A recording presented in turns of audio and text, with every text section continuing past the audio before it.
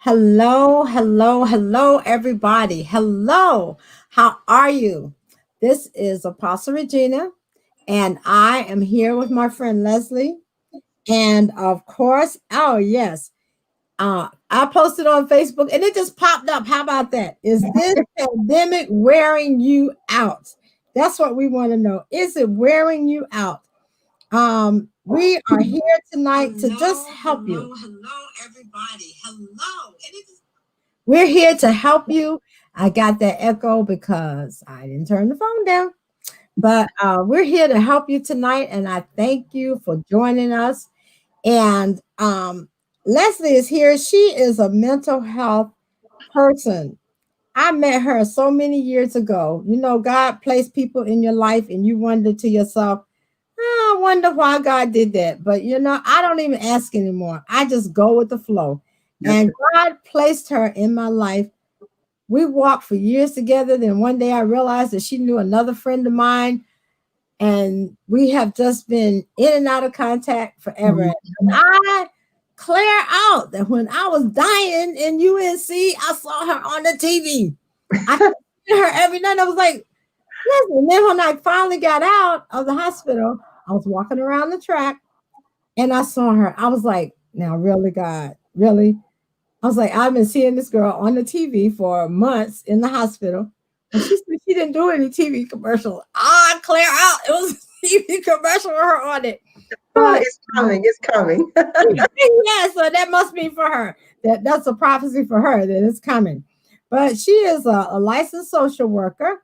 And she has a practice, and she has a son. I remember that. She has an adult son. And you wouldn't believe it that she has an adult son. Look at her. How would you believe she has an adult son?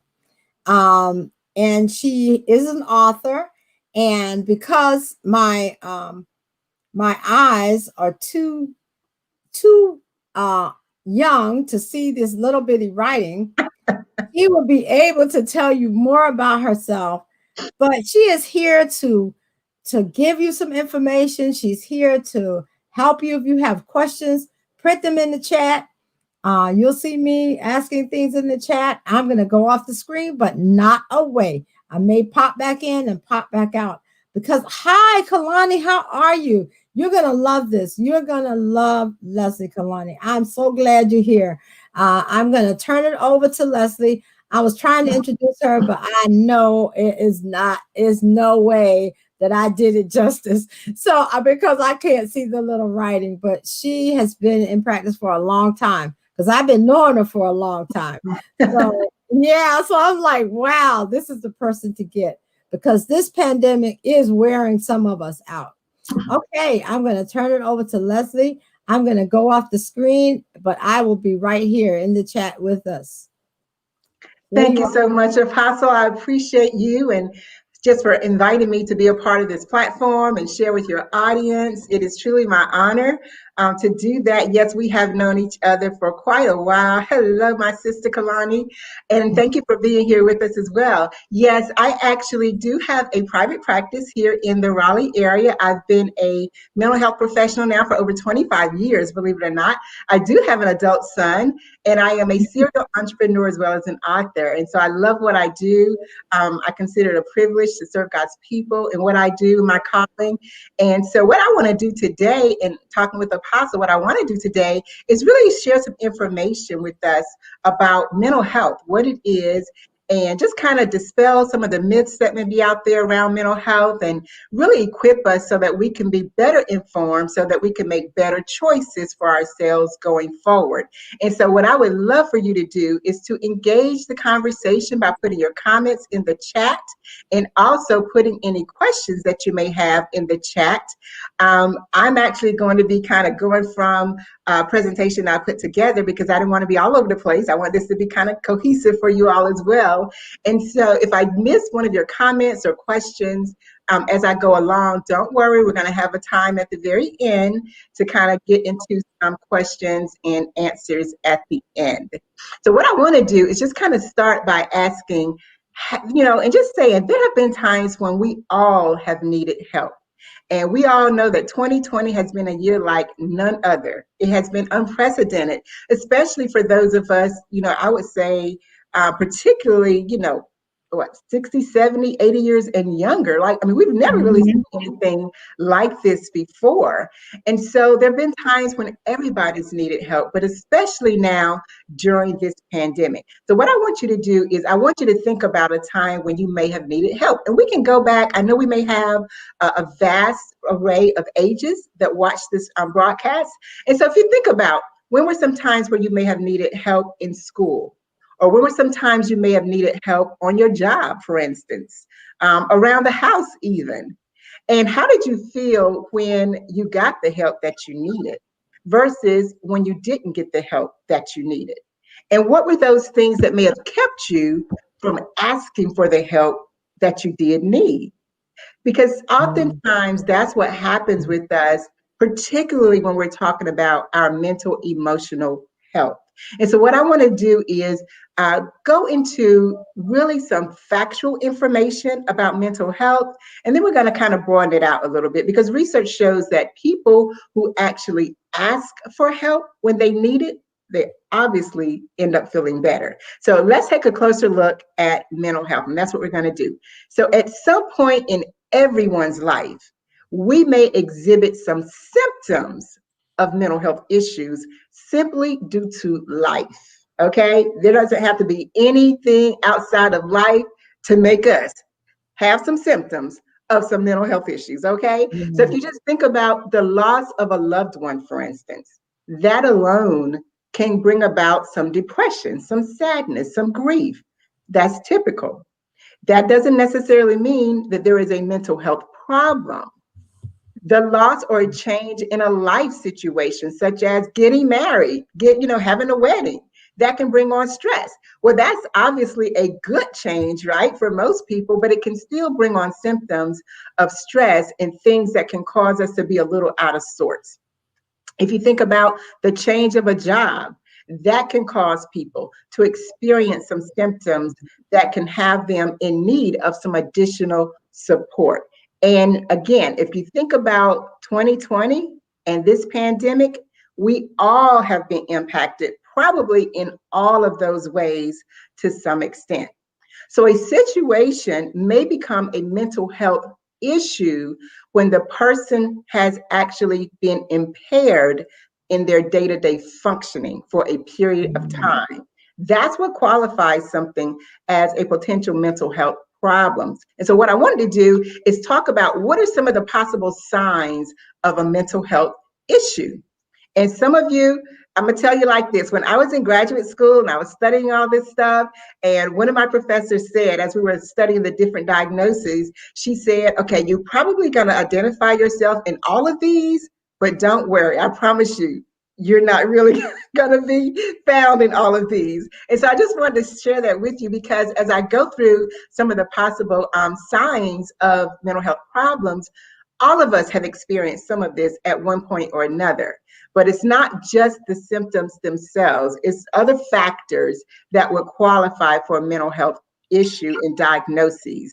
So if you've ever experienced any changes in your sleep, changes in your appetite, a lack of an ability to really concentrate, any particular phobias or fears, a loss of energy, a loss of self-esteem even, a change in your self-confidence, being distracted, having like a racing heartbeat rather, sweating, tremors, being a bit impulsive, self-isolating, wanting to be by yourself, being withdrawn, actually having judgment errors could be a symptom, crying spells, reoccurring thoughts that just are kind of relentless, a shortness of breath, memory issues. All of those could be potential signs of mental health issues, but it doesn't, again, in and of itself, mean that there is a mental health problem. So let me talk about some of the behavioral signs that might suggest that there is an issue. So in addition to everything that I just said, there also may be a frequent or consistent change in your mood. So again, with everything that's happened in 2020, the pandemic itself causing the shutdown across the world, really. And then, depending on where you're watching from, what state you're in, what country you're in, even, your state may be still more shut down than others. And so that in and of itself can bring about some of these symptoms that you may not have ordinarily felt. Also, with the racial tension and the social injustice issues that have been more prevalent, all of those things have created additional symptoms and signs in people that may not have ordinarily been there. Another thing may be a change in your normal routine in terms of, like, of course, with work, a lot of people have been impacted with work, whether you've lost your job, been furloughed, maybe you're now working from home, maybe your work conditions have changed, your work hours have changed. All of that can be indicators and bring about symptoms that may look like, there's some need for some additional support. A change in your people group. Now, this is particularly for young people, children, teenagers in particular, young adults. If you've noticed a change in their peer groups, their social groups, that could be an indicator. Also, a change in communication. Are people more secretive? Are they more withdrawn? Are they not communicating the way they have before? Wanting to resist being engaged with family and friends, which may be a change for them. A change in your sleeping patterns, a change in your eating patterns. Maybe you're eating a lot more than you typically would eat, or maybe you're eating a lot less than you typically would eat.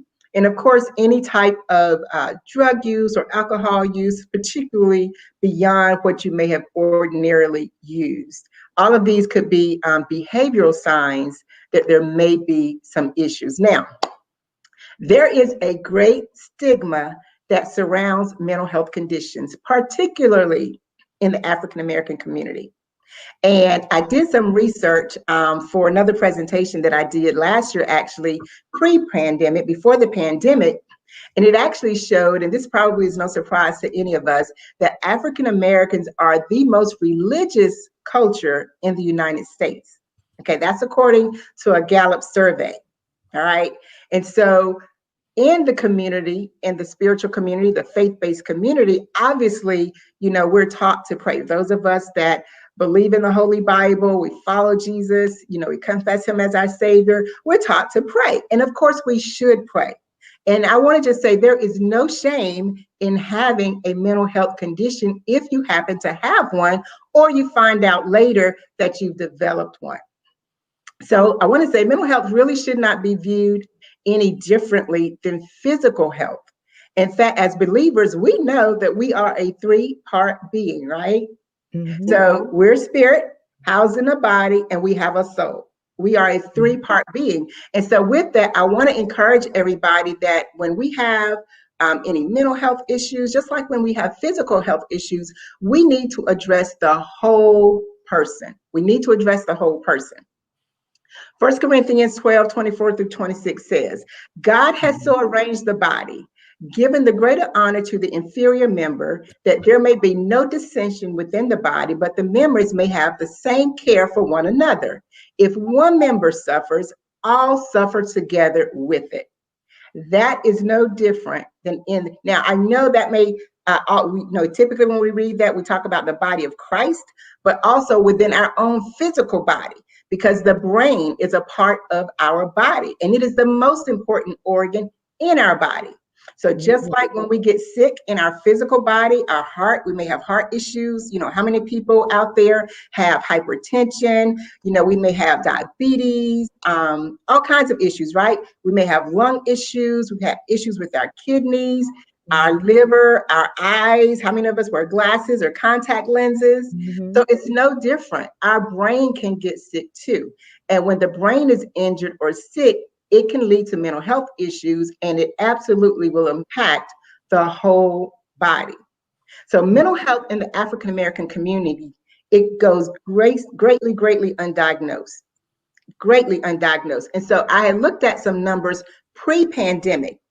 322 million people worldwide live with depression. 2 million African American men live with depression. And so I pulled out that particular stat because traditionally, typically, men are the last ones to seek any kind of medical help, whether it's physical help or mental health, right? Excuse me. And so because of the stigma that's around mental health, then we're less likely as a people group to seek out mental health. Men are even far less likely to seek out mental health. So why don't we? Why don't we take the same approach to our mental health as we do with our physical health? So what I want to do is I want to dispel some of the myths around mental health, okay? So how many people out there said mental health doesn't affect me? Well, statistically, 1 in 5 American adults have experienced a mental health issue. So remember some of the symptoms that we talked about a few minutes earlier? Think about that. Now, just because you may have experienced some of that doesn't necessarily mean you've had a mental health issue, but depending on how long those symptoms lasted, how you learn to cope or not cope with them, you may or may not be one of those 1 in 5. And there's nothing wrong with that. 1 in 10 young people have experienced a period of major depression. And so when you think about the young people today, you know, this generation, I don't even know the Z, Y, X, I don't know what generation it is, but we'll say from the millennials down. So from like 40 down, right? That generation, they probably have never lived without the internet, without social media, right? And so they've just been exposed to a whole lot more than my age group and older were exposed to, because I didn't always live in the age when there was the internet. And so the access that, you know, I had to all these things that our young people have access to now, it was far less. And so access and technology is a good thing, but just like any good thing, if it's misused, it can be a bad thing. Also, 1 in 25 Americans live with a serious mental illness. So given those stats, chances are you know somebody that has been impacted by mental health if it's not you yourself, right? So another myth is that children don't experience mental health problems. So we all know that is not true. Even very young children may show early signs of some type of mental health concerns. And these concerns are clinically diagnosable. So half of all mental health disorders show first signs before the age of 14. So think about that. And when you think about, like, right now during the pandemic, when all of the children are having to do school in a way that most of them have never done before, in isolation, at home, without their peer groups, we know that school is a great social component for most young people. I mean, that's one of the reasons they like going to school, is to socialize. And so with this pandemic, they've not been able to do that. And that begins to affect your mental health. 3/4 of mental health disorders begin before the age of 24. And less than 20% of children and adolescents with a diagnosable mental health problem receive the help that they need. Here's another myth. People with mental health problems are violent and unpredictable.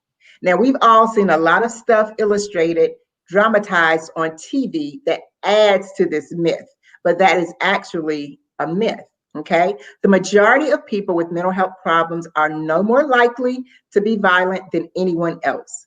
Most people with mental illness are not violent, and only 3 to 5% of violent acts are attributed to individuals with a mental health issue. In fact, people with mental health issues are more likely to be victims of violence than the perpetrators. So that's another myth that people have about mental health. And there are several. Another one is that people that have mental health issues, they can't hold down a job. That is not true. Another one is that people who have mental health problems, they have no hope. That is not true. Our family and friends are a great resource to us, and they can be a great resource to anyone who's experiencing mental health challenges.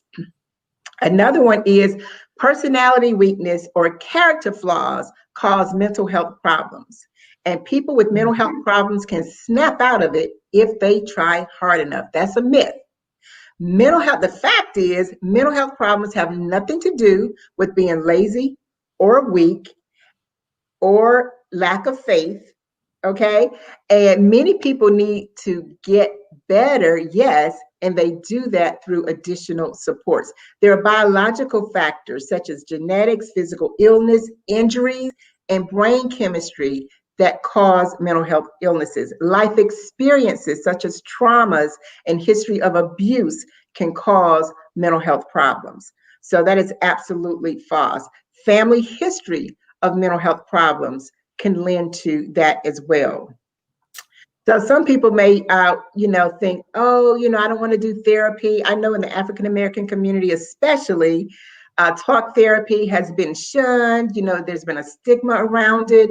And I will say, given the history of some of the research that's gone on in this country with the government and things like that, African Americans legitimately, have a suspicion, a healthy suspicion, I guess, in the past regarding mental health treatment, but a lot of that has changed. And there are far more African American providers, people that look like us, that are providing the services now too. And so hopefully that helps to break down the barrier of people engaging therapy services. So one of the myths is that therapy and self-help are a waste of time. So why bother? Just take a pill. Well, the treatment of mental health problems varies based on the individual. There are different types of treatment, from medication to talk therapy to both. And there are a variety of evidence-based treatments that are available. And so there's absolutely help that can help, okay? Here's another myth. I can't do anything for a person with a mental health problem. Again, that's not true at all. As family and friends, we absolutely can help support those in our family, our loved ones who may be experiencing some type of mental health problem. Now, I know I've been saying a lot and I can't keep up with any of the comments. So, Apostle, if you need to stop me, feel free to stop me. Yes. I'm going to come in. Okay, great. I'm going to come in and exit the solo. Kalani made, Prophetess Kalani made a good point. She said that some of the parents are breaking down mentally as a result of being home with their children for longer periods than they're used to. Mm-hmm. That's very true, because you're right. The kids are now home. Most of them are home doing virtual schooling or some hybrid. A lot of the parents are having to work from home. They're having to manage their work schedule as well as trying to keep their kids on task and in the classroom doing what they're supposed to do. So this is a very, very different normal. And as a lot of people are referring to it as the new normal, at least in this phase, than we've ever had to experience. And we're going to actually talk about some of that as we go throughout as well. And like, what are some things that people can do to help themselves during this time? So thank you so much, Kalani, for bringing that forward. That is very true. Very true. Yes. We don't have any other questions. I'm glad that you mentioned the part about African Americans, because we're a strong people group and we feel like we don't need any help. We don't want to go for help. And I wanted this platform because we do need help. And yes, it's okay. Mm-hmm. It is okay to seek help. It's okay to talk to somebody. Mm-hmm. It's very important that we learn that it's okay. Absolutely. And prayer is good, and prayer is the best thing ever. But sometimes, even in your prayer time, you say, God, I need somebody face to face I want to see and I want to speak to. Right. I know that happens. And God has appointed and anointed people specifically to be able to talk to us. Absolutely.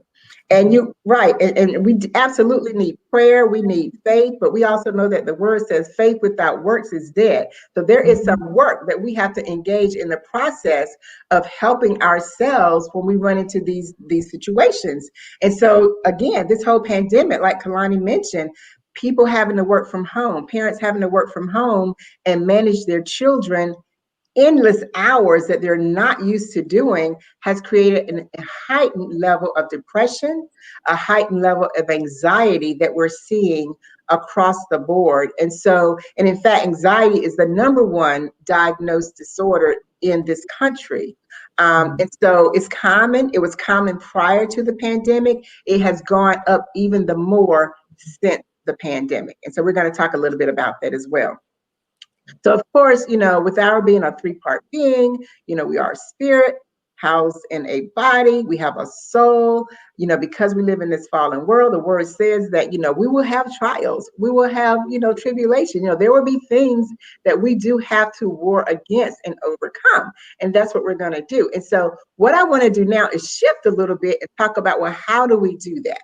How do we do that? Okay. So we do that through our perception and our perspectives. So I don't know, you all may not have known, y'all didn't get a little bit of teaching today, but you're going to get a little teaching today. Good. Teach us. And this is practical information that everybody can employ in helping themselves, right? So we experience this natural world through our perception. Our perception is what you interpret through your five senses, right? Your sight, your touch, your smell, your hearing, and your taste. That's your perception. And we live it based on our perspective. Our perspective is a particular attitude that we have towards anything. It's our worldview. It's our point of view, right? So we experience this natural world through our perception, our five senses, and we live it based from our perspective, which is our point of view. And so when you think about the fact that depending on who you are, depending on your life experiences, depending on how you were raised, depending on your race, even your gender, even your perspective is going to be very different than someone who is very different than you. And so that's why it's important that we are mindful of these things.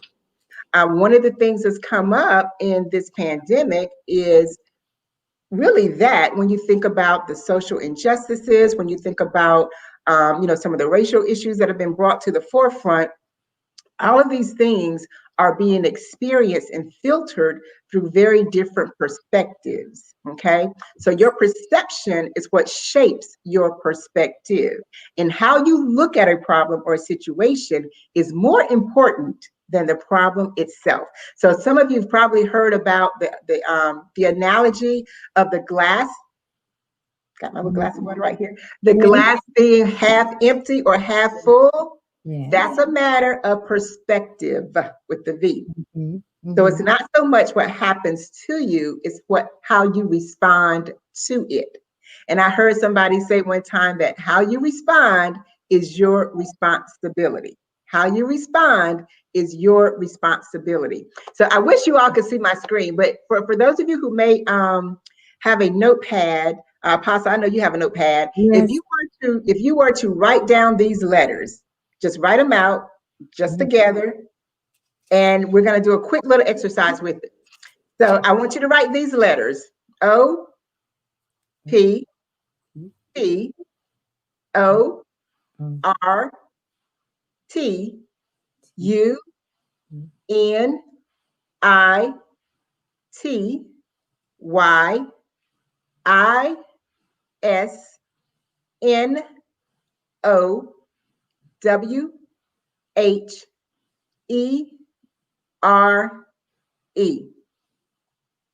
Read it. Opportunity is nowhere. Now, there's another way to read it. Okay. There's another way to read it. Look again. And if any of you are watching and you want to drop it in the comment, drop it in there too. Yeah, Kalani. Drop so it in. Opportunity is opportunity is nowhere, and opportunity is now here. Wow. You see that? Yes. Yes. Right. It's the way you look at it. Yep, it's the way you look at it. It's the way you look at it. Absolutely. Yes.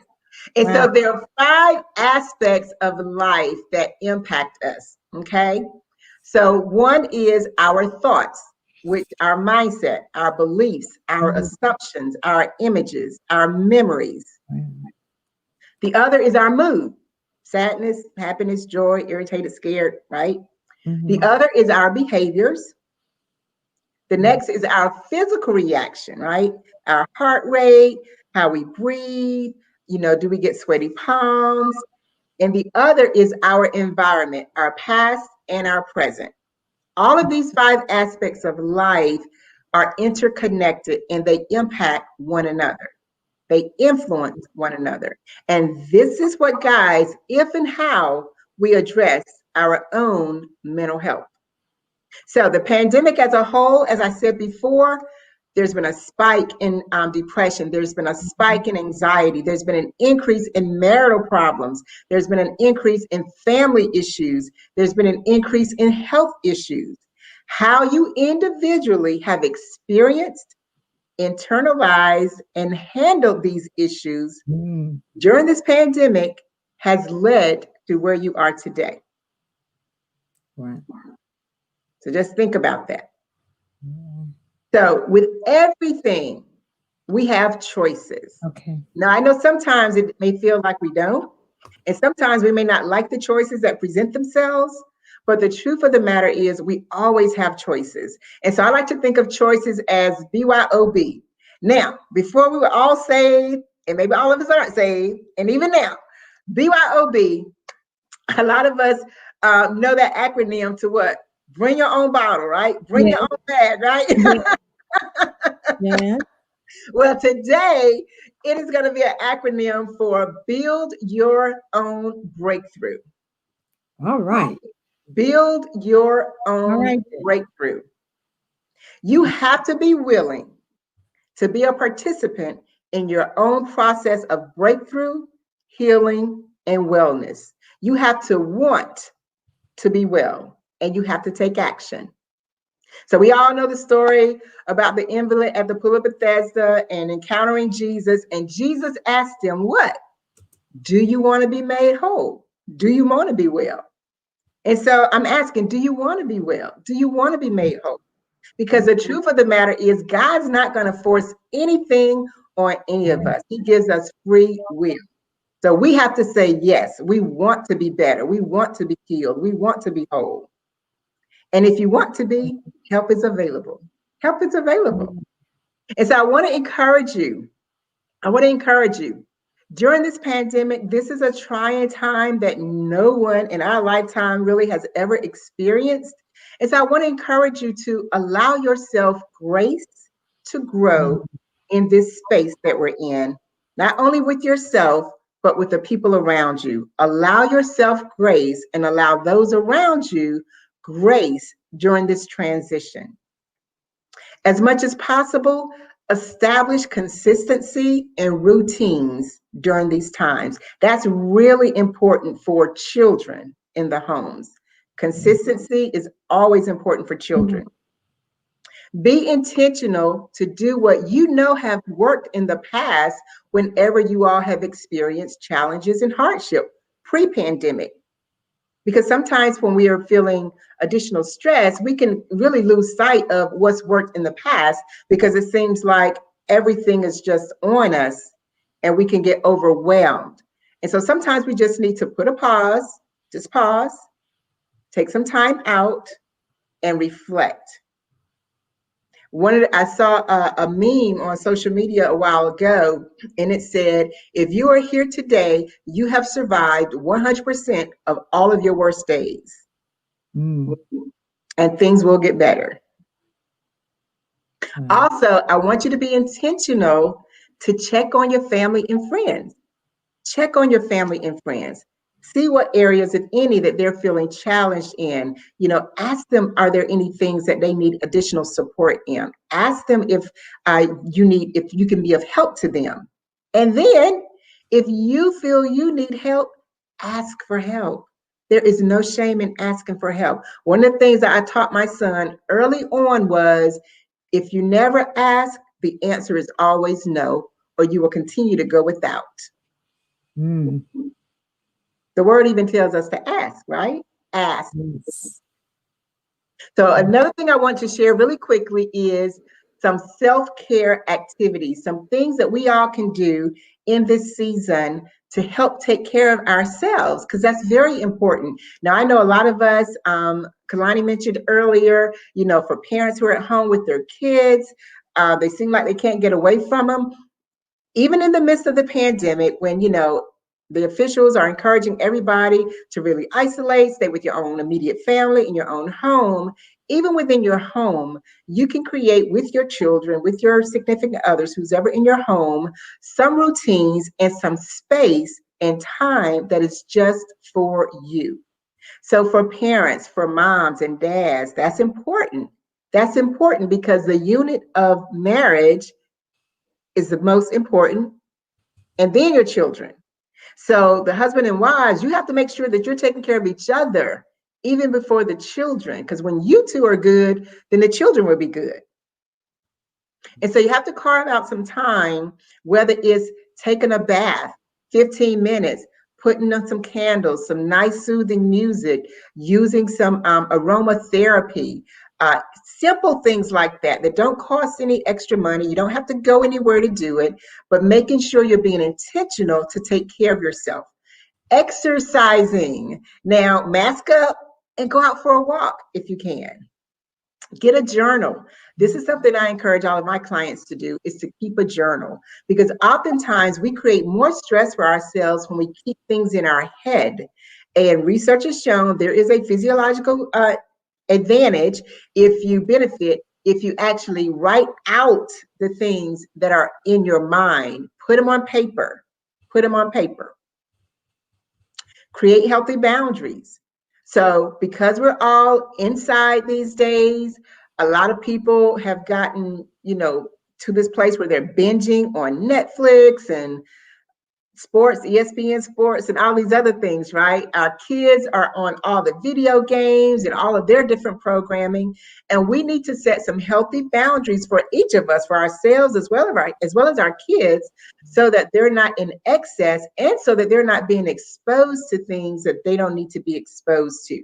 So I do encourage parents to set some limits around your children's video, electronic time, and really begin to foster more time back to the old days. Now, Pastor, I know you and I can appreciate this, where families sat around the table and we had conversation. I can go out to dinner even before the pandemic, and everybody at the dinner table had this. Yes. And their faces were in their phones. And we're like, do people talk anymore to each other? So making sure that you're just creating, again, that family time for connection, because kids need to hear you affirming and helping them to feel safe and secure in what's going on. If you have pets, play with your pets. Go for a walk in nature if you can. Now, this isn't my thing, but this might be your thing, cleaning the house. Some people, that's therapeutic to them. That's not me, okay? I'm the cook. Okay, cook, absolutely. Some people like to cook. Reading a good book is also a way to self-soothe and take care of yourself. Playing games with your spouse, with your children, and that's a good pastime. That's a good to engage right now as well. Let's see, coloring. Okay, how many people color anymore in coloring books? They even have adult coloring books now. Yes. Get a good coloring book. That can be so therapeutic. What else? Listening to relaxation music or just dancing. I love to dance. I dance around the house all the time. Dance, drink tea, put on some smell goods. I have a stress ball that I keep at my desk at work, and here in my home as well. That can be a good source of release as well. Putting together, now I know everybody takes pictures with their phones and everything's electronic, everything's stored up in the clouds, but this is a great time to put together a collage, print out some pictures or cut out some pictures and make a vision board of what you want to do in 2021. That can be a great activity for the family to do, as well as for each individual person to do themselves. Okay. So I really just wanted to kind of give an overview of kind of, where we are right now with this pandemic, about mental health itself, the myths and the facts about it, give a couple of resources. And now if anyone has any questions, I'd love to answer your questions. Apostle, back to you. We have no one in the chat with us, but they are coming on. Oh, Jackie's there. Jackie, do you have any questions? I don't know where you are. Do you have any questions? Yes, I'm on like 3 different pages. So they're on other pages asking questions. But there was one question when you mentioned the breakthrough. Build your own breakthrough. Yes. Repeat the important points when you said the 5 aspects of life impact us. Okay. Yes. Okay. So there are 5 aspects of life. Okay. Our thoughts is the first. Our mood, our behaviors, our physical reactions. And this is something that happens without you having to do anything. It just happens. And then the environment, your past or your present. And so that could also include partly your thoughts and like what you think about regarding your past, and then what you're experiencing in your present environment. And all of those things are interconnected. They influence one another. Okay. Yes. Elaine is here. Hi, Elaine. Hi, Jackie. Yes. Oh, wow. Come on. Ask your question, Jackie. Yeah. They are together. Okay. Jackie has a question about being a caregiver. Okay. Yeah, she is a caregiver to her mom, and the pandemic was already stressful, and then the pandemic came. So now she's trying to make life with all of this going on together. So it's kind of tough for her because she has to go and actually stay with mom. Leave home, stay with mom, and then come home for the weekend and go back and stay with mom. So yeah, that's what she wants to ask. How does she kind of get herself wrapped around that? She's been doing it for a while now.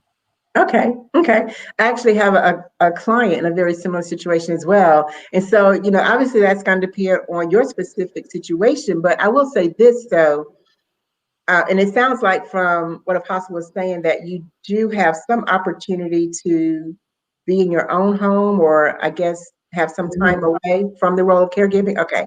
So yeah, it's really important that you put in some systems for yourself, Jacqueline, to take care of yourself. So I don't know if there's any possibility for you to maybe bring on some other help to help give you a break, even during the week, before the weekend. It sounds like maybe your break comes during the weekend, but even during the course of your taking care of your mom, I believe it was, like be mindful of some of the things that you can do, even when you're in that space, in the home with your mom.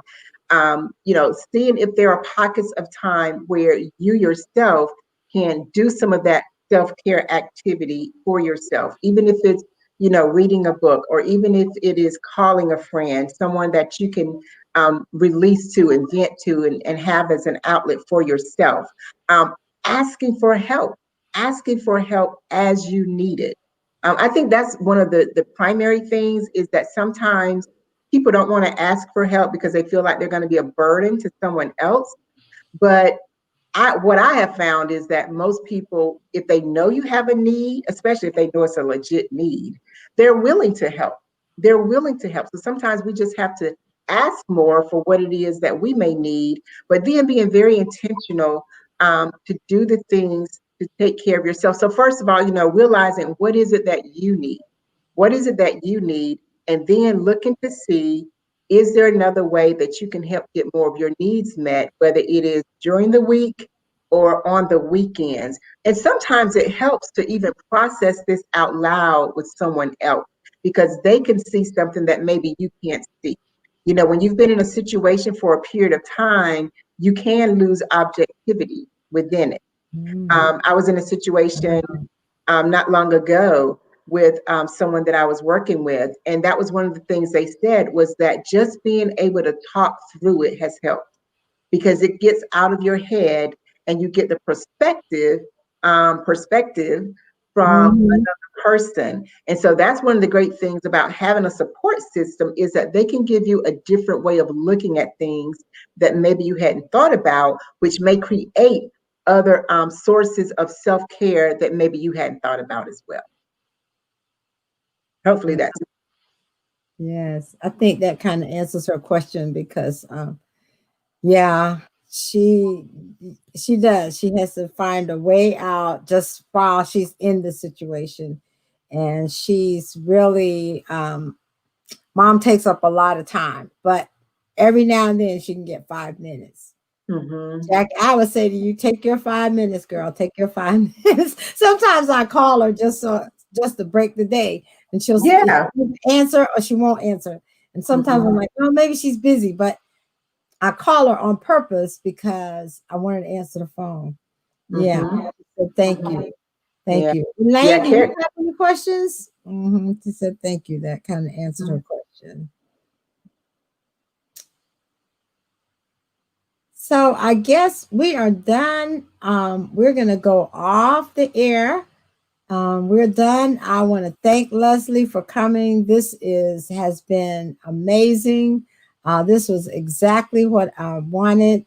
I wanted people to hear this, and I'm going to leave it up. I'm going to make sure that I boost it because we've talked all around it. We've preached around it. We've encouraged people around it. We've done everything else except say, where is your mental health? How are you emotionally?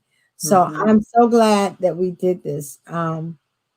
Elaine just posted a question. She said, she said she is training to be a peer support specialist. Okay, good for you, Elaine. That's great. And she suffers from depression, but she also have peer support specialists for her. And being able to talk and get positive feedback helps her. Yep, absolutely. Absolutely.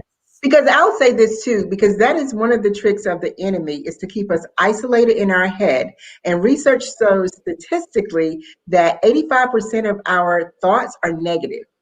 So if we're always only listening to ourselves, chances are we are recycling a whole lot of negative thoughts that we don't keep repeating. And so that's why it is good to get the feedback and perspectives of other people who can help bring you something different and something positive. Thank you for sharing that, Elaine. Great. Ellen said this was wonderful. I know sometimes my friends be like, what is Regina doing now? But it was important because sometimes in our head, we rehearse things as dancers, and that's most of my people are movement ministers. We go over that 8 count, go over that 8 count, go over that 8 count. And when things happen to you, you go over that 8 count, over that 8 count, over that 8 count, over that until it's in your head.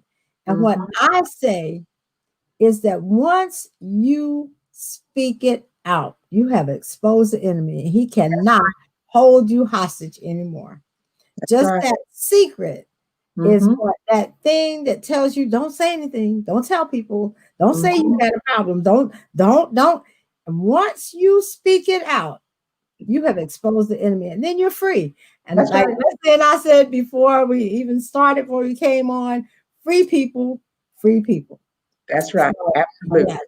Yeah. So we have to be free and stop rehearsing that stuff in our head and tell it to somebody. Hi, Jackie. Good to see you. So you're going to have to watch the replay. Maybe you're on another page. But you'll have to watch the replay because this was good. This was so So good. And I'm going to boost it and send it all over everywhere because like I said, we have danced around it. We have did a new rhythm. We've done everything but say, go get help. Absolutely. There is no shame in it whatsoever. No, there's no shame in it. And I'm going to get ready to get on my little platform. Go to somebody that is a professional. And I would say there are many faith-based providers. I'm one of them out here. And so, if you're out there and you feel like you might, could benefit from talking with a trained professional, particularly one who is faith-based, reach out to me. You can find me on my webpage, which is my name, www.lesliemhardy.com. And I can give you referrals if you'd like. And I mean, there is help available. So there's really no reason why we have to suffer in silence. The word tells us our people perish for a lack of knowledge. One of the ways to get free is to educate yourselves. Yes. Yes. That's the way to get free, is to educate yourselves. Okay. I thank y'all so much for coming on tonight. Thank you, Leslie. Thank you. Thank you. Thank you. God bless you. Perfect. Perfect. Perfect. And God is going to do something with this live. I feel the shift taking place. He's going to do something with it. And there are going to be people that watch this. So if you're watching the replay, remember, I just posted her information in the chat. If you need to go to someone else, go. Maybe that's your 5 minutes to go talk to somebody about your issues. Mm-hmm. So God bless you. Y'all have a wonderful evening. Thank you for joining me. And we will see you next week at 5:30. Bye-bye. Thank you.